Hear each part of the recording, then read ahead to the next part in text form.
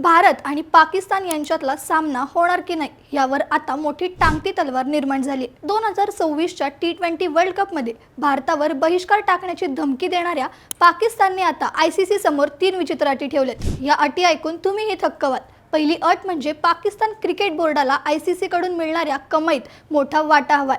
दुसरी अट म्हणजे भारताने पाकिस्तानसोबत पुन्हा एकदा द्विपक्षीय मालिका खेळण्यास सुरुवात करावी, जी गेल्या अनेक वर्षांपासून बंद आहे. आणि तिसरी सर्वात अजब अट म्हणजे सामन्यादरम्यान भारतीय खेळाडूंनी पाकिस्तानी खेळाडूंशी हस्तांदोलन म्हणजेच हँडशेक करावं. सीमेवरील तणावामुळे भारताने या आधीच पाकिस्तान सोबतचे क्रिकेट संबंध मर्यादित केलेत आणि दहशतवादी हल्ल्यानंतर भारतीय खेळाडूंनी त्यांच्याशी हँडशेक करणंही टाळलंय. या अटी पाहता भारत कधीही झुकणार नाही असं स्पष्ट दिसतंय.